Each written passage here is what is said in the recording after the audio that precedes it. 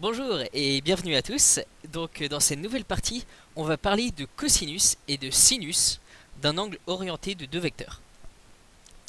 Alors petite pause ici, si vous n'avez pas vu le reste du cours de première, je vous invite à vous inscrire sur learnian.net, qui est juste au-dessus de moi là, où vous pourrez voir tout le cours de première S ainsi que le cours de terminale S aussi que j'ai mis en ligne, et d'autres cours sur d'autres sujets qui seront mis aussi en ligne par la suite. Donc voilà, inscrivez-vous sur learnian.net pour voir toutes les autres vidéos. Alors, ici, donc, petit rappel. Donc, cosinus et sinus sur le cercle trigonométrique. Donc, avant de parler de cosinus et de sinus d'un angle orienté de deux vecteurs, on va reparler un peu du cosinus et du sinus pour le cercle trigonométrique. Donc, définition. Soit grand M, un point du cercle trigonométrique, tel que petit x, soit une mesure en radian de l'angle orienté OI-OM. Alors, cosinus x, c'est l'abscisse de grand M dans le repère O, OI, OJ. C'est-à-dire si je fais le repère O, OI, OJ, donc OI, là, si ça c'est le cercle trigonométrique, OI sa norme c'est 1, OJ sa norme c'est 1, et OI, OJ est cet angle-là fait pi sur 2 modulo 2 pi. Donc ça c'est pour le fait que OIJ est un repère orthonormal. Et si j'ai un point grand M ici, cosinus x, c'est l'abscisse de ce point M. C'est-à-dire cosinus de... Enfin, si je prends le point M ici, cosinus x, c'est ça.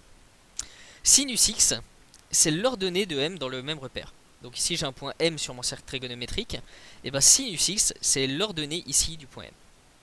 Donc ici, à bien noter, hein, le cercle ici est trigonométrique, c'est-à-dire que son rayon est d'unité 1. Voilà. Alors, maintenant, on va parler du cosinus et sinus de l'angle UV lorsque U et V sont des vecteurs quelconques. Donc ici, pour le moment, on avait parlé de cosinus et sinus sur le cercle trigonométrique, et maintenant, on va parler vraiment de cosinus et sinus d'un angle. Voilà. Ils sont définis comme ceci. Soit grand O un point du plan, et grand C le cercle trigonométrique de centre O. On ramène les vecteurs U et V à des vecteurs unitaires, c'est-à-dire de norme 1, en posant U' est égal à U divisé par la norme de U.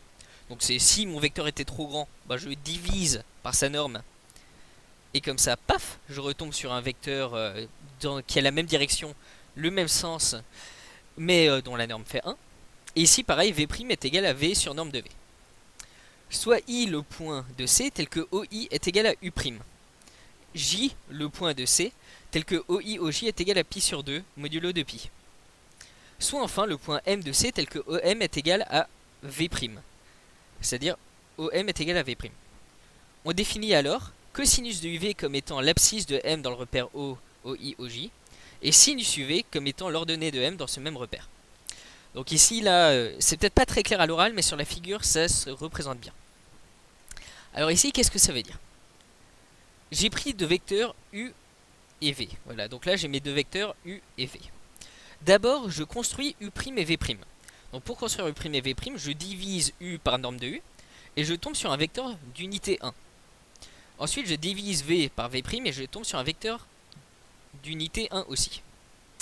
Ensuite, je construis un repère, OIJ, tel que le vecteur OI, c'est mon vecteur U'. Mon vecteur OJ, il est de norme 1 et il fait un angle pi sur 2 avec le vecteur OI. Avec le vecteur OI. Donc ici, là, j'ai créé un repère orthonormal, OIJ. Ensuite, je construis mon point M, tel que OM est égal au vecteur V' dont on avait parlé précédemment. Donc j'avais U et V, et là en fait j'ai réussi à créer deux vecteurs qui en fait ont le même angle, mais en étant les deux des vecteurs d'unité 1, et voilà. Donc maintenant j'ai créé U', j'ai créé V'. Là on voit directement mon point M qui est ici sur le cercle, et ben il a une abscisse dans ce repère, et qui vaut le cosinus de l'angle UV, et il a une ordonnée dans ce repère qui vaut sinus de l'angle UV. Donc si je cherche cosinus de UV ou sinus de UV, en fait en réalité je considère l'angle entre les deux vecteurs, je me replace ensuite dans le cercle trigonométrique, je reconstruis ce même angle, et ensuite je prends l'abscisse de mon point M et l'ordonnée de mon point M. Voilà. Alors maintenant, donc là on a défini le cosinus et le sinus d'un angle.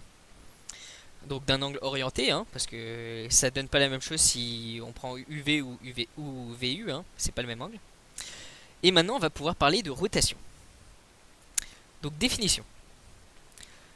Soit grand O un point du plan. Je regarde juste s'il y a beaucoup de choses. Non, finalement je vais faire une nouvelle vidéo sur la rotation un peu plus tard. Voilà, donc là on va s'arrêter à la définition du cosinus et du sinus. Donc ici en réalité l'angle OIOM, on va souvent l'appeler X directement, on va directement dire sa valeur en radians. Donc par exemple ici, je sais pas, ça a l'air d'être plus ou moins, allez, c'est, ouais, peut-être pi sur 3 là, un truc comme ça. Donc ici, imaginons ici X, ça vaut pi sur 3, et ben cosinus X, c'est cosinus pi sur 3, c'est l'abscisse ici, et sinus pi sur 3, c'est l'ordonnée ici. Voilà. Donc voilà, ça c'était pour le cosinus et le sinus d'un angle orienté de deux vecteurs. J'espère que vous avez aimé cette vidéo. Si c'est le cas, n'hésitez pas à la partager et à vous inscrire sur learnian.net pour voir le reste du cours. A bientôt.